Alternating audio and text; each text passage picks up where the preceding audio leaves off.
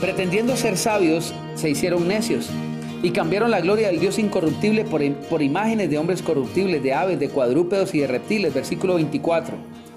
Por lo cual Dios también los entregó a la inmundicia en los apetitos de sus corazones, de modo que deshonraron entre sí sus propios cuerpos, ya que cambiaron la verdad de Dios por la mentira, honrando y dando culto a las criaturas antes que el Creador, el cual es bendito por los siglos.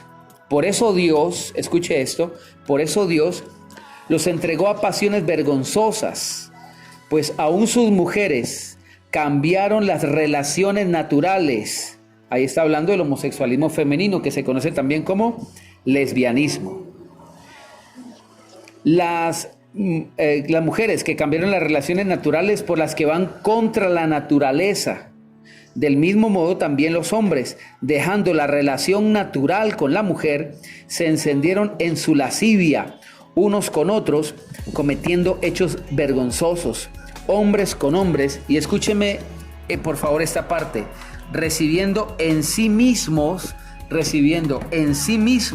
la retribución debida a su extravío, en sí mismos. Como ellos, versículo 28, no quisieron tener en cuenta a Dios, Dios los entregó a una mente depravada para hacer cosas que no deben. Están atestados de toda injusticia, fornicación, perversidad, avaricia, maldad, llenos de envidia, homicidios, contienda, engaños y perversidades. Son murmuradores, calumniadores, enemigos de Dios, injuriosos, soberbios, vanidosos, inventores de males, desobedientes a los padres, necios, desleales, sin afecto natural, implacables, sin misericordia. Hoy para muchos ver sufrir un animalito es placentero para muchos, pero ahí habla de esa crueldad. Sin afecto natural, implacable, sin misericordia.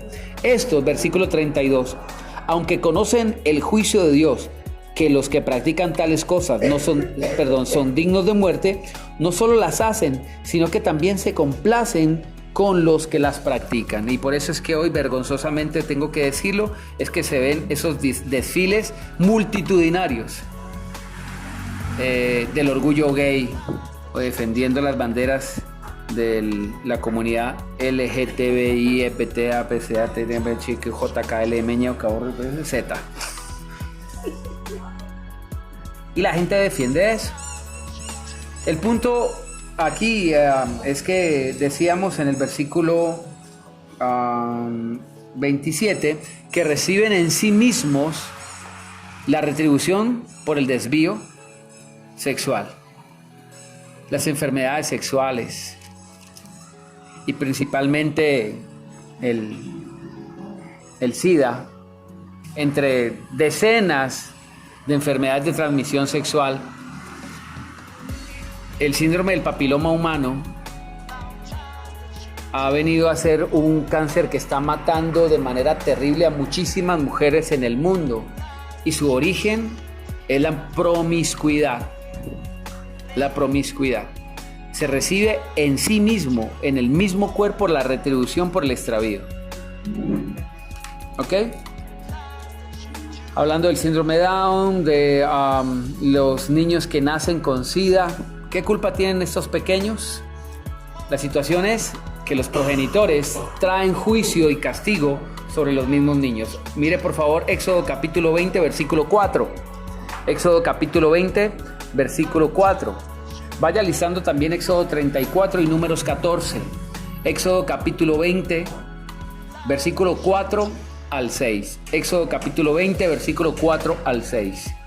Dice la palabra de Dios: no te harás imagen ni ninguna semejanza de lo que esté arriba en el cielo, ni abajo en la tierra, ni en las aguas, ni debajo de la tierra. No te inclinarás a ellas, ni las honrarás, porque yo soy el Señor tu Dios, fuerte, celoso, diga conmigo celoso, que visito la maldad de los padres sobre los hijos. Escúcheme, que visito la maldad de los padres sobre los hijos. Visito la maldad de los padres sobre los hijos hasta la tercera y cuarta generación de los que me aborrecen. tercera y cuarta generación. Pero hago misericordia, dice el versículo 6, por millares a los que me aman y guardan mis mandamientos. La protección de Dios, para algunos que dirán, pero Dios, ¿por qué es así tan malo? ¿Cómo va a castigar 3, 4 generaciones de tanto por el pecado de los papás? Pero porque no vemos el otro lado. Dios dice que hace favor, gracia y misericordia por millares, miles, ni siquiera 3, 4, 5, 6, 7, 8, 10 generaciones. El contraste está, los que me aborrecen y luego los que me aman y guardan mis mandamientos. No solo los que aman los mandamientos, sino los que le aman, es decir, que ponen todo su empeño en obedecer a Dios. No son los que están diciendo, ay, ¿qué es lo que más hay que cumplir? ¿En qué más hay que obedecer? Hay que ir a la iglesia. Hay que hacer esto, no, sino los que aman, los que están buscando honrar a Dios en todo sentido. ¿Qué es lo que a Papá Dios le agrada? ¿Qué es lo que Dios quiere que yo haga? ¿Dónde Dios quiere que yo tenga mi corazón, mi mente, mi pensamiento? Éxodo capítulo 34.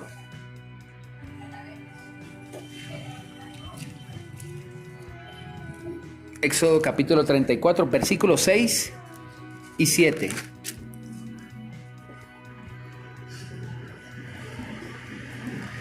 Éxodo 34, 6 y 7. El Señor pasó por delante de él, hablando de Moisés, y exclamó: Señor, Señor, Dios fuerte, misericordioso y piadoso, tardo para la ira y grande en misericordia y verdad. Tardo para la ira, o sea, lento para la ira, pero grande en misericordia y verdad.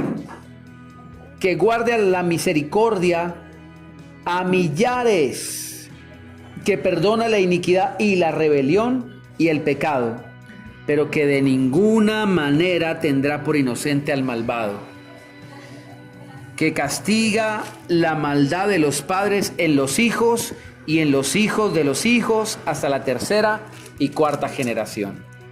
Dios dice, eso es una ley que no puedo traspasar. Los niños que son impuros no serán tenidos por santos. Por eso, si el cónyuge no es creyente o es creyente tibio, es mejor que uno, por el futuro de sus hijos y de su familia, se consagre a Dios para que tenga el favor y la gracia especial de Dios. ¿Ok? Porque Dios dice, de ninguna manera va a tener por inocente al culpable. Y la maldad será visitada porque es una ley que no puede ser traspasada hasta la tercera y cuarta generación. Números 14, 18. Después de Éxodo está Levítico y ahí pegadito de Levítico está Números. El capítulo 14 en el versículo 18. Números 14, 18. El Señor, y vuelve a utilizar esta misma expresión, es tardo para la ira y grande en misericordia. Perdona la maldad y la rebelión, aunque de ningún modo tendrá por inocente al culpable, porque castiga el pecado de los padres sobre los hijos hasta la tercera y la cuarta generación. Vimos en Romanos que decía que la ira de Dios se revela desde el cielo contra todos los hombres que detienen con injusticia la verdad. Ahora bien, aquí dice en los dos pasajes que acabamos de leer que Dios es lento para la ira. Es decir, Dios da oportunidad. Dios le dice a los papás, oiga, ¿cuánto más? ¿Cuánto tiempo más? ¿Cuánto va a demorarse en consagrarse? Vamos a ver un ejemplo en Génesis capítulo 9 de la vida de dos patriarcas.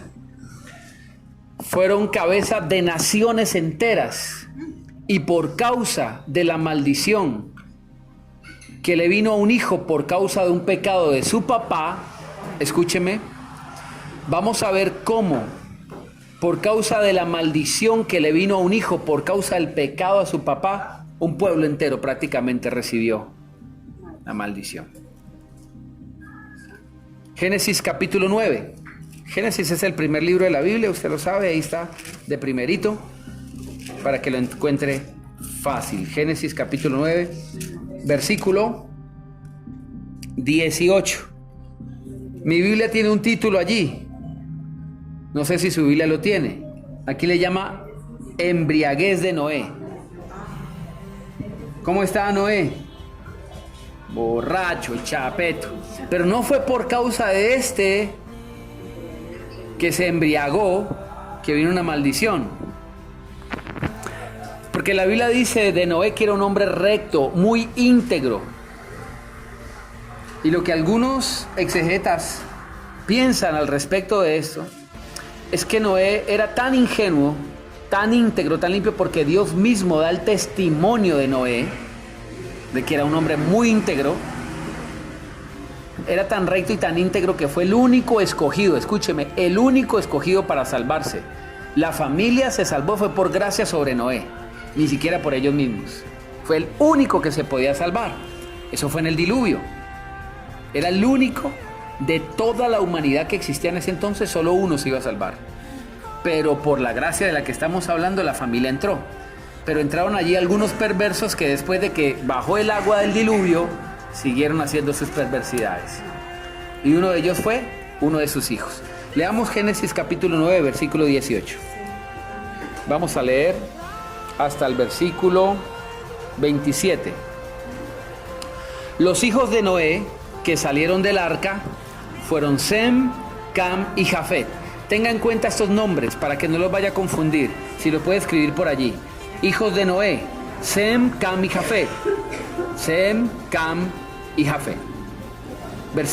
Allí continúa diciendo, Cam es el padre de Canaán. Escriba allí, por favor. Cam es el padre de Canaán. Téngalo muy presente. Voy a retomar la lectura del versículo 18 para que entienda el pasaje. Entienda las relaciones familiares que aparecen allí para que entienda el pasaje. Los hijos de Noé que salieron del arca fueron Sem, Cam y Jafet. 3 hijos, Sem, Cam y Jafet. Uno de esos hijos de Noé era Cam y él tenía un hijo. ¿Cómo se llamaba el hijo de Cam? Canaán.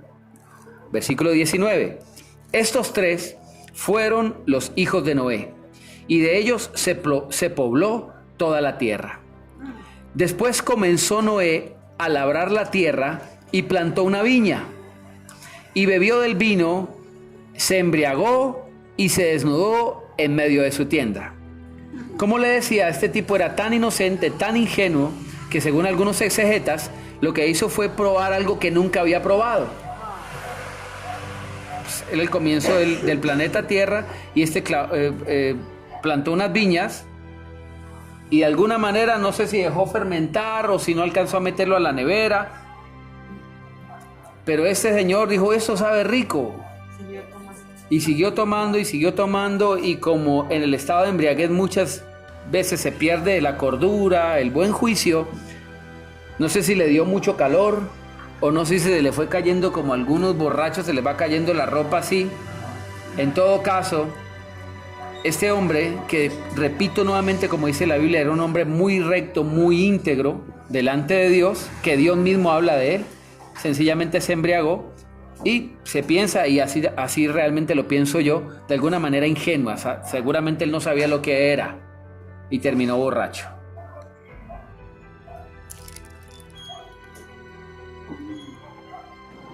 Verso 19. Estos 3 fueron los hijos de Noé y de ellos se pobló toda la tierra. Después comenzó Noé a labrar la tierra y plantó una viña. Verso 21. Bebió el vino, se embriagó y se desnudó en medio de su tienda. Verso 22. Cam, hijo de Noé, padre de Canaán, vio la desnudez de su padre y lo dijo a sus 2 hermanos que estaban afuera, como un necio, en son de burla. Entonces Sem y Jafet tomaron la ropa, la pusieron sobre sus propios hombros y andando hacia atrás cubrieron la desnudez de su padre. Al tener vueltos sus rostros, no vieron la desnudez de su padre. Cuando despertó Noé de su embriaguez y supo lo que le había hecho su hijo más joven, dijo, ojo, versículo 25, maldito sea ¿qué?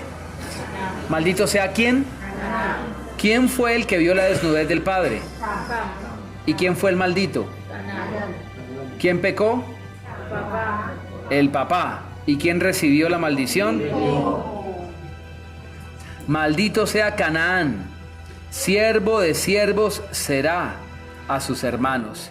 Y añadió, bendiga el Señor mi Dios a Sem y sea Canaán su siervo. Engrandezca Dios a Jafet, está hablando de los padres, ¿no? Que habite en las tiendas de Sem y sea Canaán su siervo. Una desobediencia manifiesta, un desorden que le costó una vida de maldición. Un padre cometió un error, vino una maldición sobre los hijos. Ya vimos en Éxodo cómo literalmente pasa así. Y tenemos que tener en cuenta que, justamente hablando del arrebatamiento, así le va a pasar a los hijos de los inconversos porque no tienen esa cobertura y esa gracia especial. Recordemos que en el tiempo del diluvio, y el Señor Jesús, ahorita vamos a ver otros pasajes, se refirió al tiempo de su venida como en los días del diluvio. Como en los días del diluvio, ya lo vamos a ver. Tenemos que tener en cuenta algo. ¿Los niños de los inconversos en el diluvio se murieron o no se murieron? En el diluvio todos los niños de los inconversos murieron, y no injustamente, pero murieron. Los hijos de Noé entraron en el arca por el favor de Dios sobre Noé, que los cobijaba a ellos. Pero luego hicieron maldad y les vino el castigo. Ninguno de los familiares de Noé entró de manera obligada al arca, ninguno. Es decir, que Noé hizo su papel de buen papá, de buen esposo. Y eso para los hombres y para los esposos. Su papel era predicarles el evangelio. Y le predicó el evangelio a sus hijos, a su familia. Les enseñó la verdad del camino, de lo que había de venir. La Biblia le llama a Noé como pregonero de justicia. Y les dijo, después de haber introducido los animalitos, ¿ustedes qué? ¿Se quedan afuera o entran conmigo? Ellos pudieron entrar y se salvaron. Entre no sé cuántos millones de habitantes que existirían en ese momento. Escúcheme, solo 8 personas se salvaron. La humanidad entera fue cubierta por el agua y vino el juicio de Dios. Toda la humanidad, toda, incluyendo los niños, todos se murieron. Solamente 8 personas se salvaron. 8. Es muy poquito. Recuerda que al Señor Jesús le hicieron esa pregunta, ¿son pocos los que se salvan? El Señor respondió, esfuércense por entrar. La pregunta es, ¿usted se está esforzando por entrar? ¿Se está esforzando por entrar? Esforzándose es no quedarse en un estado de comodidad. A la gente le es muy cómodo no orar. A la gente se le hace muy cómodo no congregarse, le da lo mismo 8 que 80. A la gente se le da lo mismo apartarse de Dios. La Biblia dice que hay que esforzarse para entrar. El Señor dijo, esfuércese por entrar porque muchos intentarán y no podrán. Significa que los intentos muchas veces no son suficientes. No es solamente intentando. Estoy intentando ser cristiano y estoy intentando dejar de ser medio mundano. Se trata de esforzarse por completo en la gracia de Dios. Dice la Biblia, esfuércense en la gracia de Dios.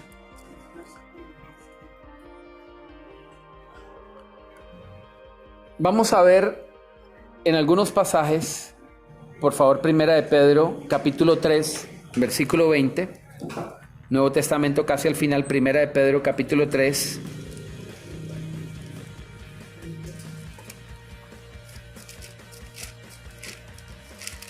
Versículo 20, y dice así: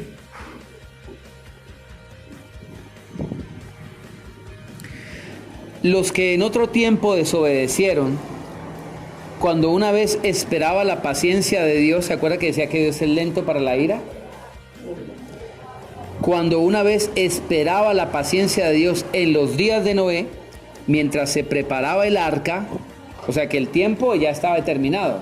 Lo que Noé se tardase en armar el arca era lo que los demás tenían como tiempo de espera para arrepentirse. Mientras se preparaba el arca, en la cual pocas personas, es decir, 8, fueron salvadas. El bautismo que corresponde a esto ahora nos salva, no quitando las inmundicias del cuerpo, sino como la aspiración de una buena conciencia a Dios mediante la resurrección de Cristo, quien habiendo subido al cielo está a la diestra de Dios, y a él están sujetos ángeles, autoridades y poderes. Cuando habla del bautismo que ahora nos salva, nos está diciendo no que el bautismo nos salva, porque dice que no nos quita las inmundicias de nuestro ser, sino que la aspiración a una nueva conciencia. Y todos entendemos que el bautizo significa sumergirse, como morir a una antigua vida y empezar a vivir una nueva vida. Ahí lo que está diciendo es que el arca de hoy es estar en Cristo. Esa es el arca, estar en la presencia de Dios, estar en Dios. Quien no esté bautizado en Cristo, recuerde que hay 2 bautizos, bautizo de agua y bautizo del Espíritu. El bautizo del Espíritu es recibir al Espíritu Santo. Quien no tenga el Espíritu Santo en su corazón, no se va a ir en el rapto. Segunda de Pedro capítulo 2. Segunda de Pedro capítulo 2. Versículo 5 al 10. Segunda de Pedro capítulo 2. Versículo 5 al 10.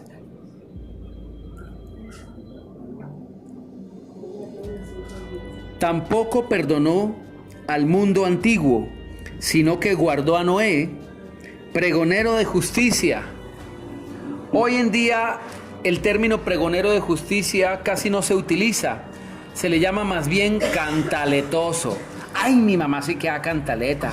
Ay, mi papá sí queda cantaleta. Pastor sí queda cantaleta. Ay, deje tanta cantaleta. Pregonero de justicia. Pregonero de justicia.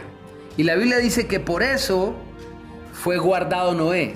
¿Se acuerda que decía que los hijos son guardados, son santos? Por eso fue guardado Noé, porque hacía lo que tenía que hacer, le decía a su familia lo que tenía que hacer. Pero escúcheme, no le decía simplemente de labios. Ya lo vimos en Deuteronomio capítulo 4 en la anterior entrega, que tienes que enseñarle a tus hijos cuando te acuestes, cuando te levantes, cuando andes por el camino. Esto significa en tus actos. Le enseña la Biblia a tus hijos, no solamente en tus palabras. Guardó a Noé, pregonero de justicia, con otras 7 personas, y trajo el diluvio sobre el mundo de los impíos. También condenó por destrucción a las ciudades de Sodoma y de Gomorra, reduciéndolas a ceniza y poniéndolas de ejemplo a los que habían de vivir impíamente. Mire que las puso como ejemplo. ¿Y usted sabe por qué se caracterizaban las ciudades particularmente de Sodoma y Gomorra? De hecho, una de esas palabras del nombre de esa ciudad hace referencia al pecado que se practicaba mayormente en esa ciudad y que hoy en día todavía está vigente: la sodomía, que tiene que ver con homosexualismo. Y allí se muestra la respuesta de Dios en contra de todo eso. Las ciudades fueron exterminadas por completo. Sería bueno que usted buscase por YouTube algo en arqueología bíblica al respecto de la ciudad de Sodoma y Gomorra. Cómo se han encontrado los lugares donde estaban estas ciudades. Y dónde están los vestigios arqueológicos donde hay un límite de fuego. Límite de fuego. Donde de una línea para acá la tierra está normal, pero una línea para acá está carbonizado. Que se demuestra que esas ciudades evidentemente existieron y evidentemente fueron destruidas por fuego. Ellos dicen que al parecer fue un asteroide que cayó allí, pero mucha coincidencia, demasiada. Caer sobre 2 ciudades que no quedaban tan cerquita una de otra y que solamente esas 2 les cayera tan de malas ese asteroide. Ahí están las piedras. Las piedras hablarían, dijo el Señor, ¿no? Hablando de la arqueología. Ahora bien, versículo 7, pero libró al justo Lot, era el que vivía en Sodoma y Gomorra, abrumado por la conducta pervertida de los malvados. O sea, él no celebraba ni patrocinaba eso. Ni decía, vámonos de juerga. Abrumado. Porque este justo que habitaba entre ellos afligía cada día su alma justa, viendo y oyendo los hechos inicuos de ellos. Afligía su alma.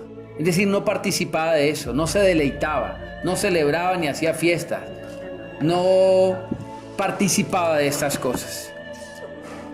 Y de hecho, Dios libró a los hijos de Lot por el mismo Lot. Dios los guardó después de que Dios le dijo a Lot, salga de allí de Sodoma y Gomorra porque voy a acabar con esa ciudad. Sacó a la familia. Y usted se acuerda de lo que le pasó a la mujer de Lot, ¿verdad? ¿Usted se acuerda de lo que le pasó a las hijas de Lot? ¿Usted sabe lo que hicieron? Después de haber sido salvadas, lo que pasó fue que ellas se acostaron con el papá.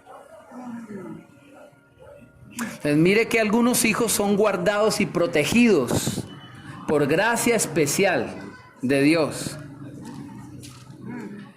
Pero Dios no va a tener por inocente al culpable. Entonces, mire la gracia que le cobija a un papá cristiano, un papá que realmente camina con Dios. Los hijos van a ser muy guardados y protegidos, pero es responsabilidad de cada hijo mantenerse bien.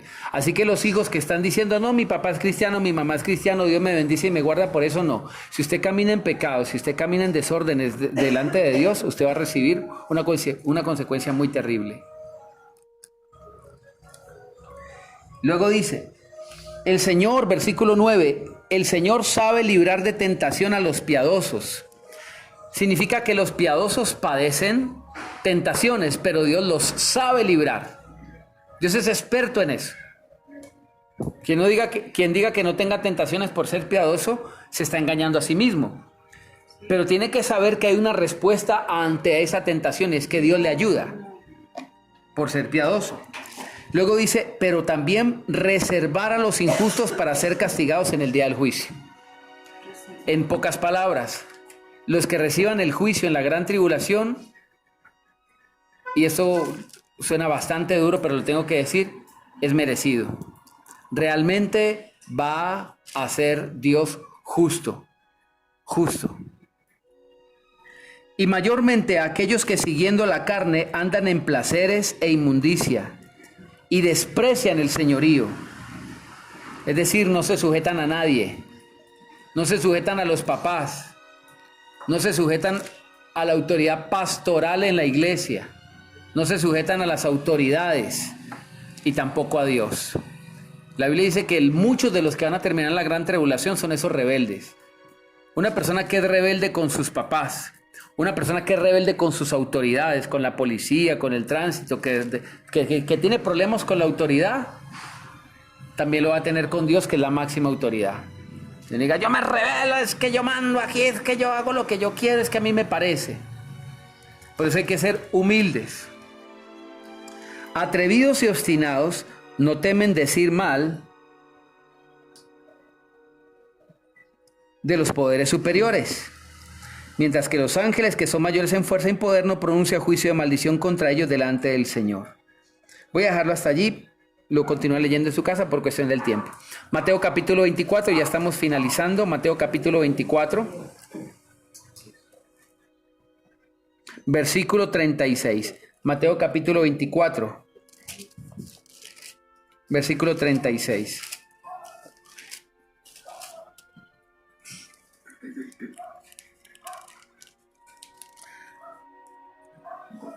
Hablando el Señor Jesús allí, Mateo 24, 36, hablando el Señor Jesús allí, dice, pero del día y la hora nadie sabe, o sea, el día de la venida del Señor, ni aun los ángeles de los cielos, sino solo mi Padre. Pero como en los días de Noé, así será la venida de nuestro Señor Jesucristo, el Hijo del Hombre, dice allí. Verso 38. Pues como en los días antes del diluvio estaban comiendo. ¿Cuánto les gusta comer aquí? No lo dice en ese sentido, ¿ok? Estaban comiendo, bebiendo, casándose y dándose en casamiento hasta el día